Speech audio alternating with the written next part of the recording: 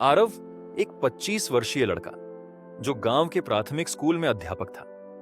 उसका स्वभाव शांत और विनम्र था। हर दिन की तरह वह स्कूल से लौटकर अपने पसंदीदा ठिकाने गांव की छोटी लाइब्रेरी में जाकर किताबें पढ़ता। वह लाइब्रेरी उसकी दुनिया थी, शांति, ज्ञान और पुराने समय की खुशबू से भरी। एक दिन जब वह अपनी पसंदीदा किताब प्रेमचंद की कहानियां पढ़ने में व्यस्त था, तभी उसने महसूस किया कि लाइब्रेरी में कोई नया चेहरा आया है। उसने सिर उठाकर देखा तो दरवाजे पर खड़ी लड़की को देखकर उसकी आंखें थम गईं। वह हल्की गुलाबी साड़ी पहने हुए थी और उसकी बड़ी बड़ी आंखें कुछ खोज रही थीं। लड़की ने लाइब्रेरियन से पूछा, यहां पुरानी किताबों का कोई विशेष सेक्शन है? लाइब्रेरियन ने इशारे से बताया और वह वहीं चली गई। आरव के लिए यह पहली बार था जब किसी लड़की ने उसकी दुनिया में दस्तक दी हो। उसकी मासूमियत और उत्सुकता उसे पहली ही नजर में भा गई। शाम ढलने लगी और आरव ने देखा कि लड़की एक पुरानी किताब लेकर बैठी है। वह उसे पढ़ने में इतनी मग्न थी कि उसे समय का अंदाजा ही नहीं हुआ। आरव ने हिम्मत जुटाई और पास जाकर बोला, आपको देर हो रही है, लाइब्रेरी का समय खत्म होने वाला है। लड़की ने उसकी ओर देखा और मुस्कुराई। ओह, शुक्रिया, मैं समय का ध्यान ही नहीं रख पाई। यह पहली बार था जब उसने उसे करीब से देखा। उसकी मुस्कान में एक अलग ही जादू था। लाइब्रेरी की उस शाम के बाद आरव ने महसूस किया कि उसकी जिंदगी में एक नई रोशनी आई है। हर दिन वह यह देखने के लिए बेताब रहता कि क्या वह लड़की फिर से आएगी।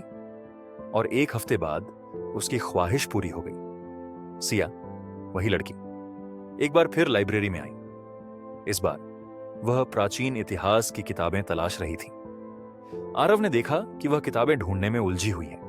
उसने हिम्मत जुटाई और उसकी मदद के लिए आगे बढ़ा। शायद यह किताब आपकी मदद कर सकती है। आरव ने एक किताब निकालकर उसकी ओर बढ़ाई। सिया ने मुस्कुराते हुए कहा, धन्यवाद, आप यहां के बारे में काफी जानते हैं। लगता है लाइब्रेरी आपका दूसरा घर है। इस मुलाकात के बाद उनकी बातचीत का सिलसिला शुरू हुआ। सिया ने बताया कि वह शहर से यहां आई है। वह इतिहास की छात्रा थी और गांव की ऐतिहासिक जगहों पर शोध कर रही थी। आरव उसकी बातें सुनता और चुपचाप उसकी मुस्कान में खो जाता। कुछ ही हफ्तों में दोनों में गहरी दोस्ती हो गई। वे अक्सर लाइब्रेरी के बाहर भी मिलते। सिया ने उसे बताया कि उसे पुरानी किताबें, पुराने मंदिर और कहानियां बहुत पसंद हैं। तुम्हारी लाइफ इतनी सिंपल है, सिया ने एक दिन कहा। आरव हंसकर बोला, सिंपल लाइफ में ही सुकून होता है। तुम्हारी तरह मेरी जिंदगी में भी कोई कहानी हो तो शायद कुछ अलग महसूस करूं। सिया ने उसकी बात सुनकर कुछ सोचते हुए कहा, कहानी हर किसी की जिंदगी में होती है, तुम्हें बस उसे पहचानने की जरूरत होती है। आरव को नहीं पता था कि सिया की यह बात उसके जीवन का सबसे बड़ा सच बन जाएगी। एक शाम जब दोनों गांव के पास एक पुराने मंदिर की सीढ़ियों पर बैठे थे, आरव ने आखिरकार अपने दिल की बात कहने की ठानी। उसने कहा, सिया, जब से तुम मेरी जिंदगी में आई हो, सब कुछ बदल गया है। तुम मुझे एक अधूरी कहानी की तरह लगती हो और मैं चाहता हूं कि हम मिलकर इसे पूरा करें। सिया कुछ पल चुप रही। उसकी आंखों में नमी थी, पर वह मुस्कुराई। आरव, मैं जानती थी कि यह पल आएगा, पर मेरी कहानी इतनी सीधी नहीं है जितनी तुम्हारी। अगर तुम मेरी जिंदगी का हिस्सा बनना चाहते हो तो तुम्हें मेरी परछाइयों को भी अपनाना होगा।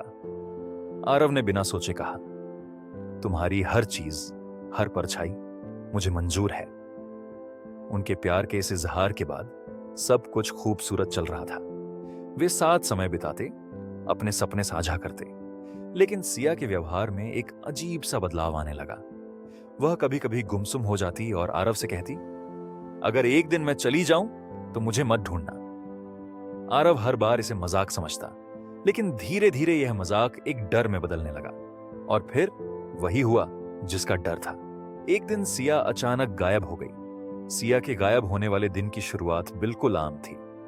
वह सुबह आरव से मिली, हमेशा की तरह मुस्कुराई और अपनी डायरी लेकर पुराने मंदिर के पास बैठने की बात कहकर चली गई। लेकिन शाम तक जब वह वापस नहीं आई तो आरव बेचैन हो उठा, रो उठा। वह उसी जगह पर गया जहां सिया अक्सर जाया करती थी, पर वह वहां नहीं थी। आसपास के गांव वालों से पूछा, लेकिन किसी ने उसे उस दिन नहीं देखा था। आरव ने पूरी रात लाइब्रेरी के बाहर इंतजार किया। उम्मीद थी कि वह वहां जरूर आएगी, पर वह नहीं आई। अगले दिन सुबह आरव के घर एक डाकिया आया और एक खत देकर चला गया। खत पर सिया का नाम लिखा था।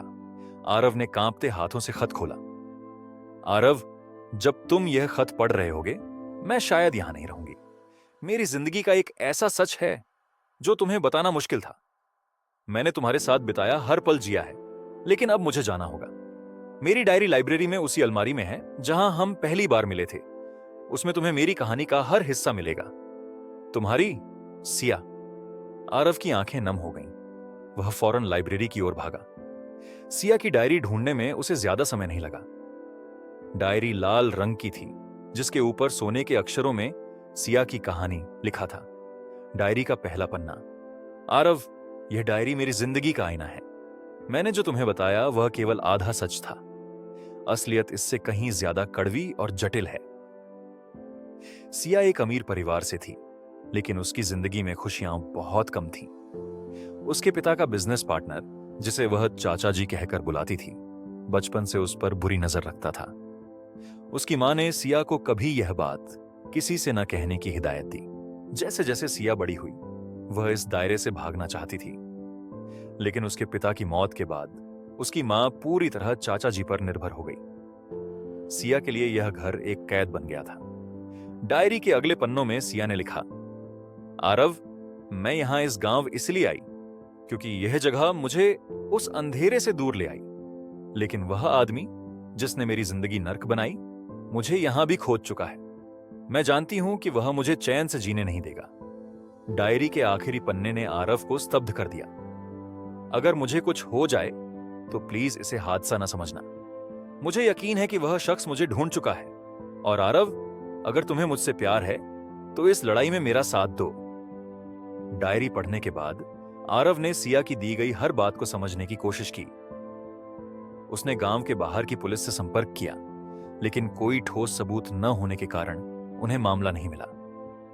आरव ने लाइब्रेरी और मंदिर के आसपास के लोगों से पूछताछ शुरू की। एक बूढ़े साधु ने कहा कि उसने सिया को मंदिर के पीछे जंगल की ओर जाते देखा था। आरव ने जंगल की ओर जाने का फैसला किया। जंगल के अंदर उसे सिया का दुपट्टा मिला, जो एक झाड़ी में फंसा हुआ था, लेकिन वहां से कोई और सुराग नहीं मिला। आरव ने महसूस किया कि यह जगह रहस्यमयी और डरावनी थी। अचानक उसे झाड़ियों के पास किसी के कदमों की आवाज सुनाई दी। वह पीछे मुड़ा, लेकिन वहां कोई नहीं था। क्या आरव सिया का पता लगा पाएगा? डायरी में लिखे राज क्या आरव को सिया के कातिल तक पहुंचाएंगे, या कहानी का अंत और भी गहरा होगा? आगे की कहानी सुनने के लिए हमारी चैनल प्रेम वाणी को सब्सक्राइब करें, ताकि कहानी का अगला पार्ट आपके पास सबसे पहले आए। तो मिलते हैं कहानी के अगले भाग में।